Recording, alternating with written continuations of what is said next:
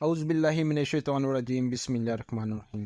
تھوڑے سے پانی میں سرکہ ملا کر سبزی پر چھڑک دیا جائے تو سبزی ایک ہفتے تک تازہ رہتی ہے۔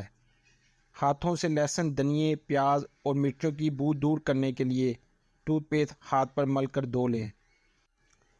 تھکے ہوئے پیروں کو آرام دینے کے لیے نیم گرم پانی میں لیموں کے چند قطرے شامل کر کے اس میں پاؤں ڈبو دیں۔ 3 ماہ بعد بچے کو ماں کے دودھ کے ساتھ ساتھ ٹھوس غذا بھی کھلائی جائے تو بچہ گہری نیند سوتا ہے اور اس کے جاگنے کے اوقات میں 50% تک کمی واقع ہو جاتی ہے، اور یہ عمل بچے کے لیے نقصان دہ نہیں ہوتا۔ چیونگم کے داغ کو ختم کرنے کے لیے چھری کو ذرا سا گرم کر کے پہلے چیونگم اتار دیں، پھر متاثرہ حصے پر اسپرٹ لگائیں اور صابن سے رگڑ کر دھو لیں۔ بلڈ پریشر کو کنٹرول کرنا ہے تو زیادہ کیلے کھائیں۔ بلڈ پریشر کو کم کرنے کے لیے نمک کا استعمال کم کریں۔ کیلے میں جو پوٹاشیم ہے وہ نمک کے اثر کو کم کرتا ہے، جس سے بلڈ پریشر کم ہوتا ہے۔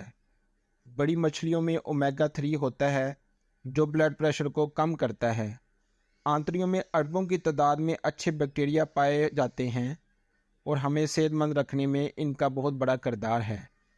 اینٹی بائیوٹک دوائیں نقصان دہ بیکٹیریا کے ساتھ ساتھ اچھے بیکٹیریا کو بھی مار دیتی ہیں۔ اگر آپ کو گیس، قبض، سانس کی بدبو، مسوڑوں میں خون آنا، دانتوں کو کیڑا لگنا جیسی بیماریوں کا سامنا ہے تو آپ کا جگر، معدہ خراب ہے۔ کھانے کے دوران اگر مہمان آ جائیں تو آپ کو بے تحاشا دولت ملنے والی ہے۔ چینی، بوسی نکالا ہوا میدا، پھل، سبزیاں وغیرہ، چربی والا یا کم سے کم چربی والا گوشت جیسے مرغی کا گوشت معدے کے لیے بہت فائدہ مند ہوتا ہے۔ روٹی کھانے کے دوران اگر دروازے پر فقیر آ جائے اور راشن کا مطالبہ کرے تو آپ اس کی مراد ضرور پوری کریں، اللہ آپ کو بے پناہ دولت سے نوازے گا۔ کچھ وقت گھر اور آفس سے باہر گزاریں۔ کچھ دیر باہر رہنا قوت مدافعت کو بڑھاتا ہے۔ یادداشت بڑھانے کے لیے کوئی نئی زبان سیکھیں۔ اسمارٹ فون اور کمپیوٹر کا استعمال کم کریں۔ باہر جائیں تو نیا راستہ اختیار کریں۔ کیلکولیٹر کا استعمال کرنے کی بجائے جہاں تک ممکن ہو دماغ سے کام لیں۔ قرآن شریف حفظ کریں۔ مزید دلچسپ اور معلوماتی ویڈیوز کے لیے ہمارے چینل کو ضرور سبسکرائب کریں۔ شکریہ۔